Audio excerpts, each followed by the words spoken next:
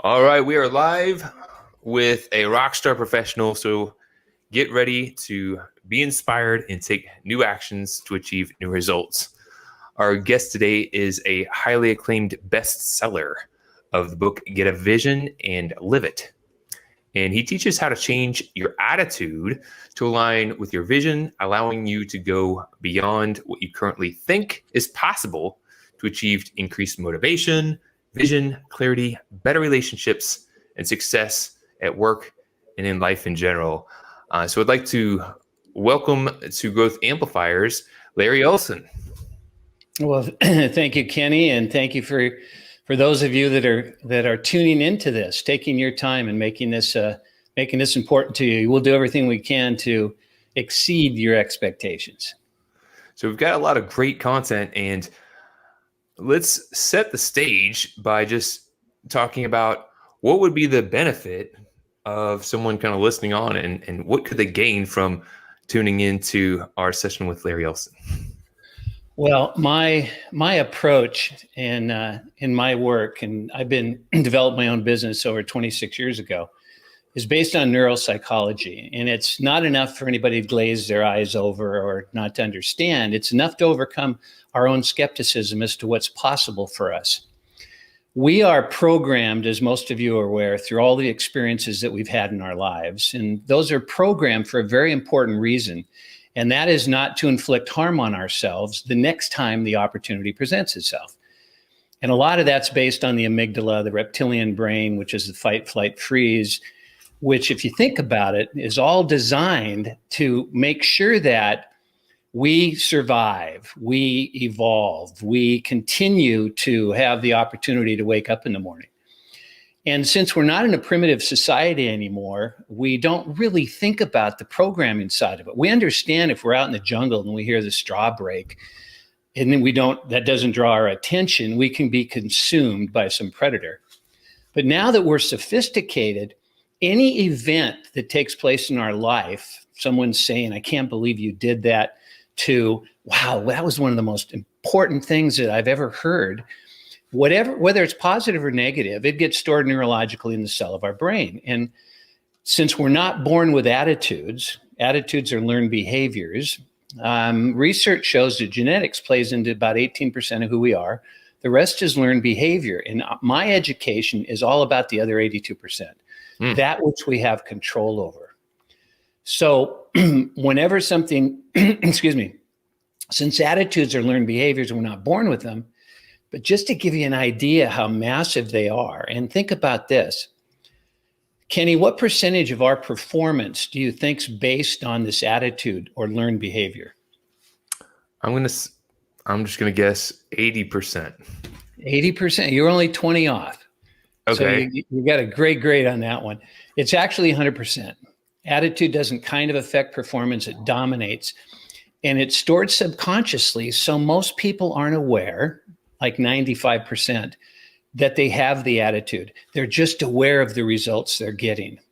And so a lot of times we try to adjust the result or the behavior instead of looking back, peeling the onion and going, where'd that come from? And it comes from attitude. And by the time a child's 10 years of age, they have over 100,000 of them. So imagine how many you have now, and recognize that most of us are reactive through the day. Something happens, how do we handle it? We basically go, have I ever seen anything like this before? What's this possibly leading me towards? Will this be good or bad? And we react the way we've always reacted, hoping for different results. And we all know that trap, don't we? Continue to do what you're doing, expecting different results. So what? Go ahead. I was going to say, I could even think of, certain times in my life when I went through maybe a situation and maybe it punched me in the gut, and it had an impact on how I showed up from that point. Exactly. Housing market 2008.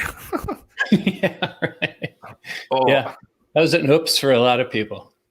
Yeah, I bought my house like at the perfect wrong time. and I got stuck in it And because of that situation, it just made me reluctant to take similar actions. You bet. You bet. And I see that happen not only in my life, but also in the professional world and some of the people that I connect with. They got hurt in the past, and now it's affecting their present and their future. You bet. You bet. And think about this too. People develop an attitude about what they're capable of. You know, whether you got picked first or last when you were growing up and they were picking teams, you know, you got an attitude about your athleticism, right? Mm-hmm.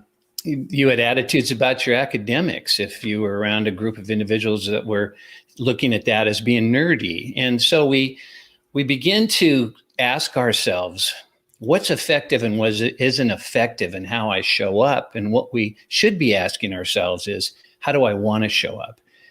And that's where we get into vision, because you can't change an attitude. You can't get rid of it. And so what we teach people how to do is, since it's a learned behavior, we teach them how it was formed to begin with, and then how to create a new one. So the next time the opportunity presents itself, we react accordingly, not as we have in the past. And great example of that is all of us have a concept of punctuality. Would you agree? Yes, I would. You tend to see some people consistently just, oh, that traffic got you again. Come on. So watch how quick this takes place. Most people, they only have to see someone late once. And then they because they work so hard to get there on time, or they were brought up and punctuality was not something you messed with, whatever the case may be, or they valued it. Somebody shows up late, we start to get an attitude. Now, this is not something that we go, you know what? Every time I see this person, I'm going to look at them as late. But what takes place is that we don't have to think about it. Our brain is so far evolved to make sure that we have as little to do with it as possible relative to staying safe. Well, as we develop awareness, we begin to recognize that maybe I can intercede a little bit here. Maybe I can have something to say about what takes place. But check this out, Kenny. You know someone's not punctual. What happens when they turn up on time? Somebody gets sarcastic. Right. Would your watch break or what? You follow me? Yeah. Even though, now think about this, everybody, even though you just witnessed punctuality, it didn't change your mind because you already got an attitude about that person. Now, if they show up constantly on time, then you'll ultimately begin to recognize that maybe I need to change my mind. But this is what's so fascinating about our own ability to maintain sanity, which is our currently dominant self-image of how we see the world, is we'd rather be right than successful. Think about the last argument you got into. What were you trying to prove? That's probably something very silly. I've got two young boys, 6 and 9. It's probably something with them. Now, this works this way. I'm pretty sure it doesn't work that way. Probably something funny. Yeah, exactly. So when you get into leadership, it doesn't take leaders long to now know what people are capable of. And all you got to do is anyone who's listening to this and has the opportunity to be involved with other human beings recognizes that they already have opinions of you and what you can do and can't do. But it's not as strong as the opinion you hold of yourself of what you can do and can't do. And if you don't know the neurology of how we think and how thinking affects performance, you get caught up into this. And that is 99% of people think about what's ever on their mind, and less than 1% know how they think. And when you know how you think, you can change all those attitudes. You can watch your performance begin to accelerate, and you're not blown away by it. You don't have a great week and then take the rest of the week off because month off because you've already made your numbers or whatever the accomplishment was you wanted. Now you get to rest. If your vision is big enough, that's only a piece of the action of what's possible. And that continues to keep us motivated and thriving and moving forward. I love having the awareness of what's going on in your mind, because we can get so caught up in just doing that we could easily lose track of, what are those thoughts? Some people hold a lot of stress and negative energy, and sometimes could be pushing their team away or dampering or hindering results because they have frustrations going on and they're not even realizing it. You bet. So I could see how, really being purposeful on energizing your vision so that you have a better sense of, are you in alignment, could be really powerful. Yep, absolutely. And does your vision drive you? And this is really important too. How are you motivating yourself?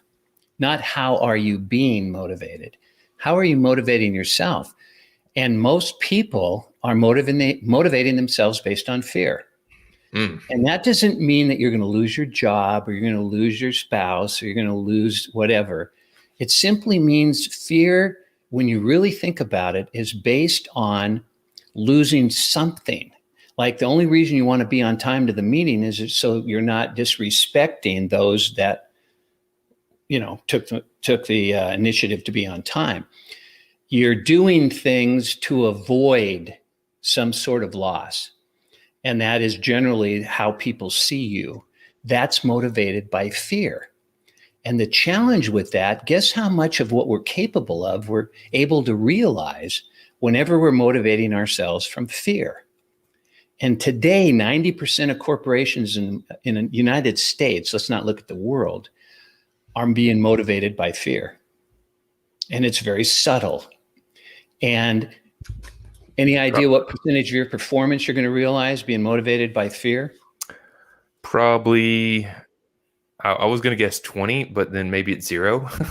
Yeah. Less than 10%. Less than 10%. And this is why this education is so valuable in an organization, is because organizations are comparing themselves to other organizations who are motivating the same way. And so that becomes the bar.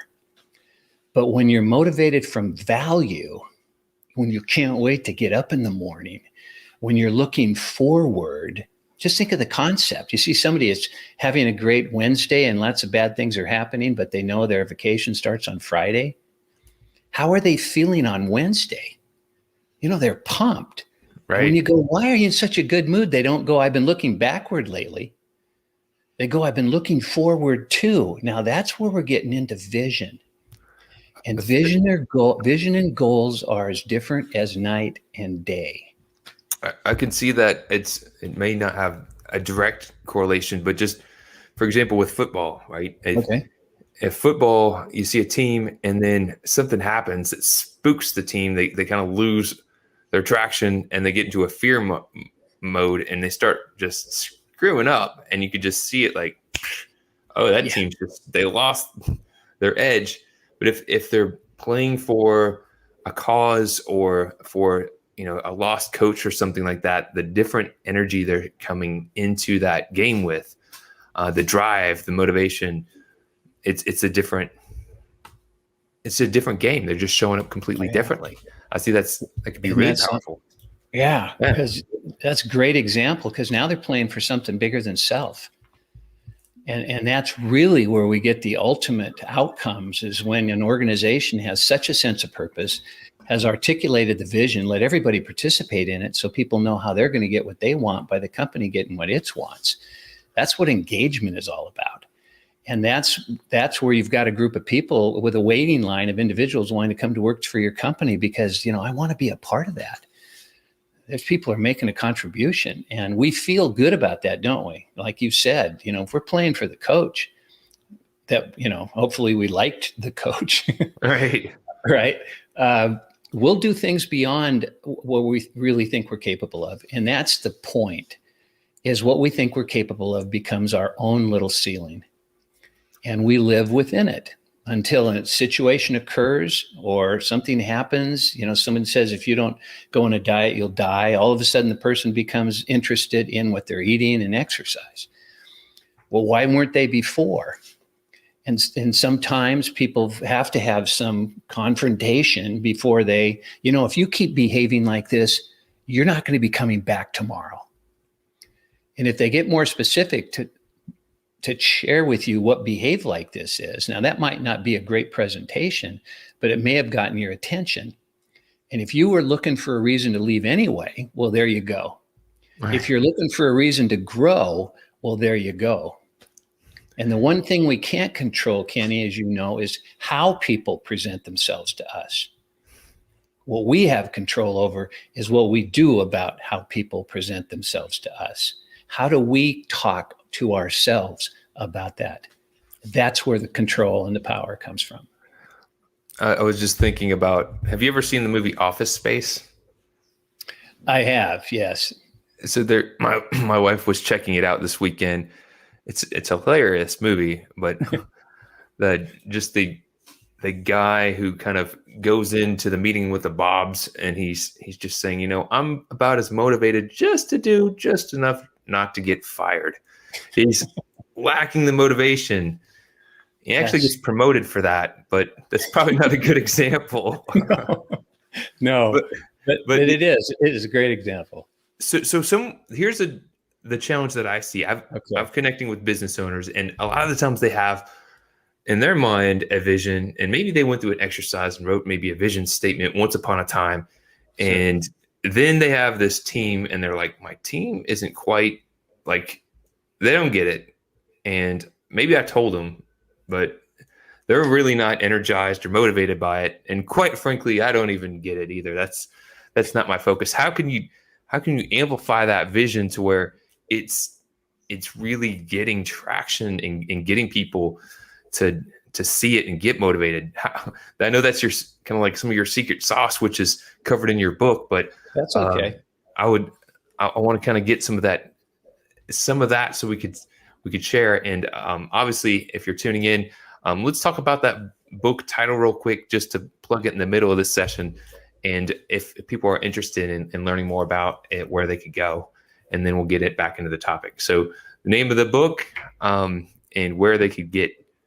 The name of the book is Get a Vision and Live It. And you can go to aperneo.com, which is APERNEO. Doing an Audible, just finished an Audible, and it'll be out in Kindle. But at this point, you can get it at aperneo.com. Down the road, you can go to Amazon.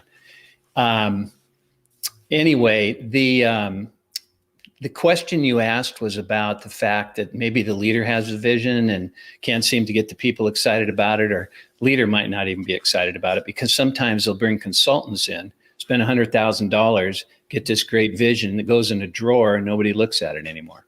Right. So let me ask you this, Kenny. What are you most motivated about? Doing something you want to do, or doing something you have to do? Something I want to do. It's usually the thing that motivates me. Yeah. There's the answer. Is the vision, first off, has to be, now this is the ultimate.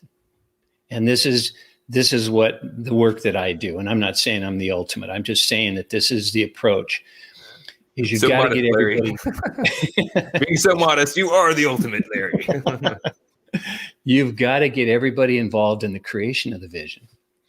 And I do a 1.5-day workshop where you find out why you have an organizational life to begin with. Why do we exist?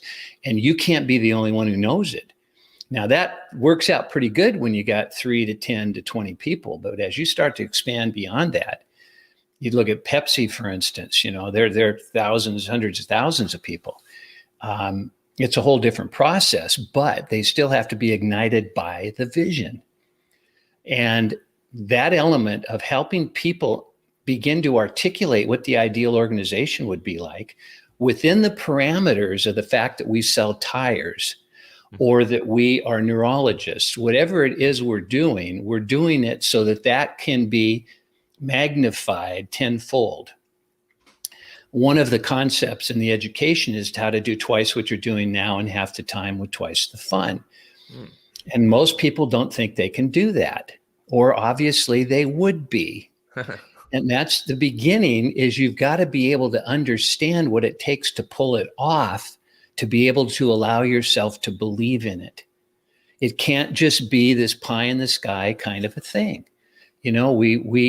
We love to have vision. We love to use our imagination, but there's also a pragmatic, practical side of us, which is, how do I do that? But the challenge I ask people to face is, we're not going to get into the how yet, because this is what's so amazing about our brain. It doesn't need to know how, it just needs to know what. And with that popular book of Simon Sinek's, Start With Why, he really did a great job of explaining to people that question has to be answered. And we sure asked it a lot when we were little, didn't we?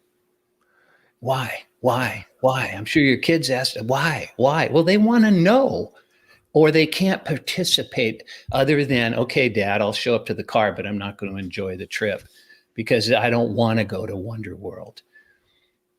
But we got great tickets done. We got a great buy. You follow me? Makes a lot of sense. Yeah.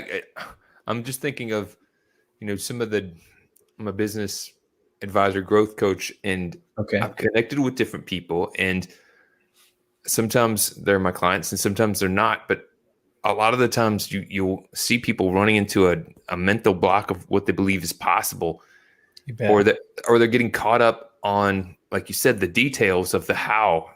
They know they want to build this, but they can't see how to get there. So then it's preventing them from taking the steps just to get in action.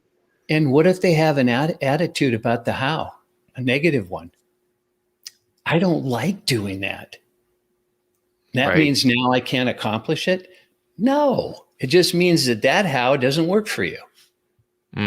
We'll come up with one that will, but we won't. If a great example is if the vision is to get to Seattle and you got people coming to work that want to be in Florida, I don't care how great your how is or what the best way to get there is, right? Right. It's not going to get me where I want to go. So you can't be afraid of finding out what your people want. I think there's a great fear that might not be in alignment with what we're doing as a company. Well, you'd better take a look at your recruiting process if that's the case. People should have a pretty clear idea what they're getting into. So for those, and so some people haven't taken the time to really explore and kind of go through the development of their vision and really given it enough time besides, well, we had to fill it out for our business plan, or we put something on our website because the website guy wanted something on there. Right. But for those who said, oh, we've kind of worked through developing a vision that we're really aligned with, but we really don't have a good way of getting people to get in, to remind them and motivate them with it. Yeah. What might be something they might want to consider? Yeah, an easy little exercise is first off, never, just as you said, Kenny, never assume your people understand the vision. Even if you think they understand, it's a great opportunity to sit the group down and say, hey, let's start listing some values that you would receive should we be able to accomplish this, or should we get our vision. And now remember, we're not talking about goals. Goal is when you decide to have a party at your house on Saturday. That's a goal. But then when you start talking about it, who we're going to invite, what food do we want to cook? Or maybe we want them to bring their own favorite dish. And what kind of ambiance do we want? What kind of music do we want to play? As we start to get into this now, guess what we're creating? We're starting to create what? The vision. We start to see it. We start to hear it. We start to feel it. We taste those barbecued ribs. We start to experience it. Now, in order to pull that off, now we have a bunch of goals that we need to accomplish. Somebody's got to get the groceries. Somebody's got to pick the music. Follow me? Yeah. But if you let people that are helping you create the party be involved in that, you don't have to force anybody to go to the store to get the groceries. Everybody wants to, and that is a real small example of what I do with organizations. And what I ask leaders right now who are listening to this is find an hour's time to just sit the group down and say, you know what? I generally take a lot for granted. And one of those things are that all of us recognize how important it is going to be for us to pull our vision off. But you know what? I haven't really asked the question, Sally, how would you value from that? And whatever she says, write it down. And then, John, what would be better in your life if we were able to pull this off?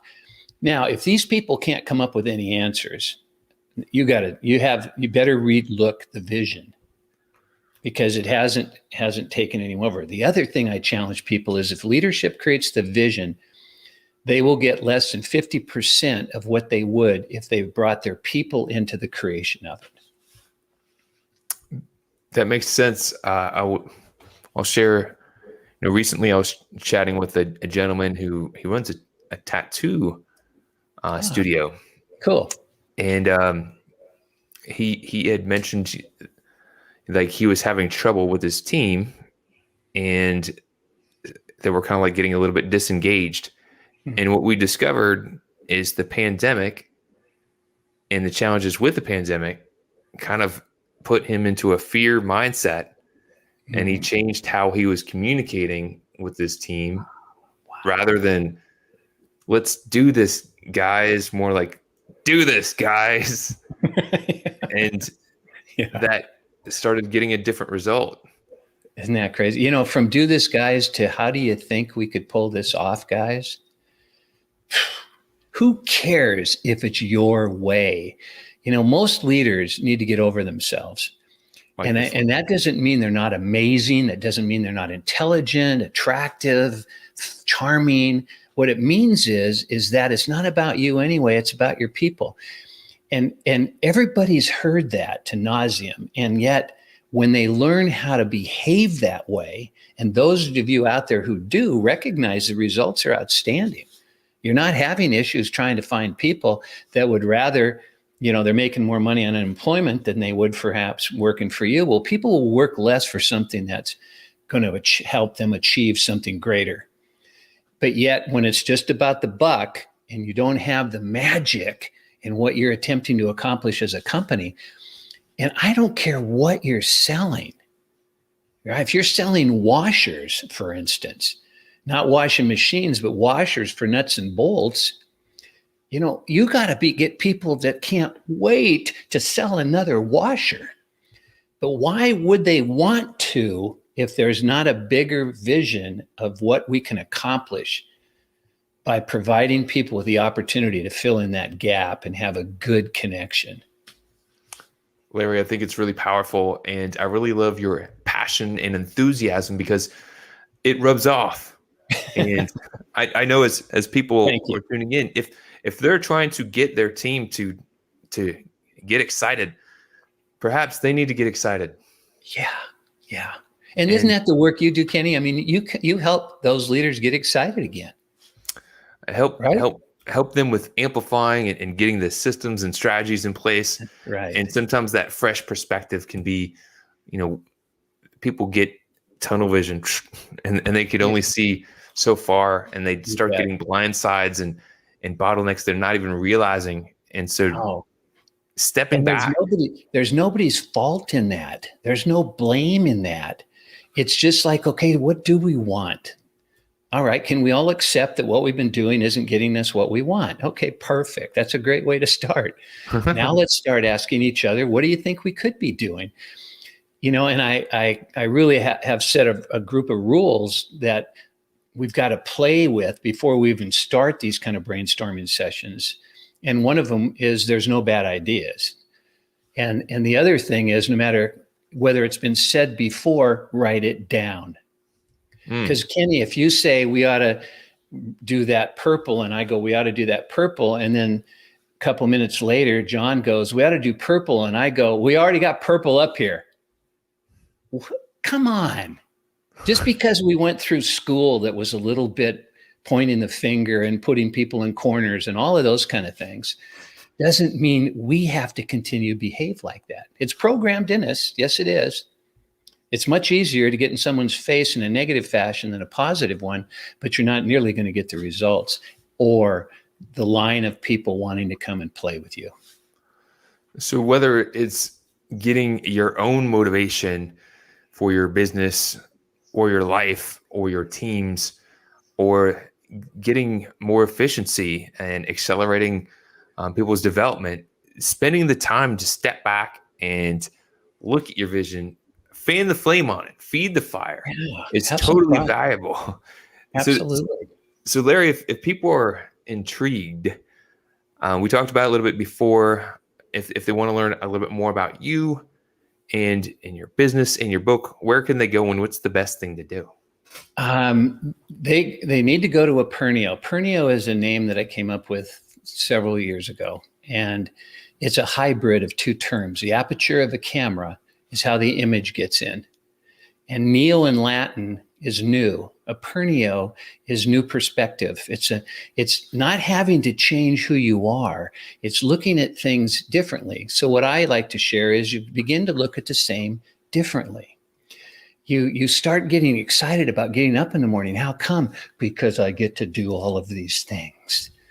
And those things will help me get closer to vision. Now, this is another thing about the brain. And I have an achievement acceleration company. And what that means is goals generally are out in the future and you have to wait for them to happen. Vision, you live as though it's happening right now. So if I see myself as slumped over and someone whose back is starting to hurt, how do I behave? If I start to talk about sitting upright and erect, I have to follow that. And we do. We follow what's going on in our mind. The question is, do you want to keep following that? Is it going to get you what you want? So go to a Pernio. You'll find all kinds of information. Kenny, I'm so grateful that you gave me the opportunity to pontificate a little bit. And I appreciate your great questions. Appreciate having you on and contributing. If you're tuning in now and you have additional questions, feel free to chat them in if you're catching the replay in the comments, and we will scrape those, and we do look to have those answered at a future point. Larry, I really do appreciate, again, your passion and energy, and excited to get a copy of the book myself. I know that for me, it's we have a vision, but just like anything else, if you're not constantly looking at it, out of sight, out of mind. So yeah, it's really important. And this was inspiring for me to take a step back and just refuel my vision and make sure that I'm showing up, going all in, playing all out. So thank you. You're welcome. And this may be after the recording, but how old are your children? 6 and 9. Okay. You're going to love this. All right. Do you tuck them in at night? Yes. Okay. So just before they fall asleep, ask them, what were you most proud of today? First time I did this with my kids, they go, why do you want to know? Because I hadn't done it. But let them think about what they were most proud of, because this is how you build esteem. And then when they tell you, Kenny, ask some questions about it. If they go, well, I got a goal today when we were playing soccer. How'd that make you feel? Because what's happening neurologically is you're taking the dendrites in the brain and you're connecting them in a pattern, and you're starting to create this image and vision. And your child is now learning how to focus on what went right in my day. And then just before they fall asleep, say, what are you looking forward to tomorrow? You do this pattern, and pretty soon, guess what they're going to be doing during the day? Things that when Dad asked me tonight, what was I most proud of today, I can share it with him. And if we had more time, I would share some phenomenal results of that. But I just want to give you that little gift. It'll change your relationship with your children. Super cool. Thank you so much. That is a great, excellent gift. I've got into the habit of asking, what are you grateful for? Oh, beautiful. But I do like the, what are you proud of? Because you can be grateful for things, but then having some pride about your personal development and then asking those other questions. I really am a fan. Larry, I really appreciate it. Thank you so much. I look forward to connecting again in the future. We're wrapping up. Thank you for tuning into Growth Amplifiers, and we'll catch you on the rerun. To show your support, take a moment to amplify this message by sharing it online. To connect with me or gain more business growth insights, visit www.growthamplifiers.com. Thank you for your support.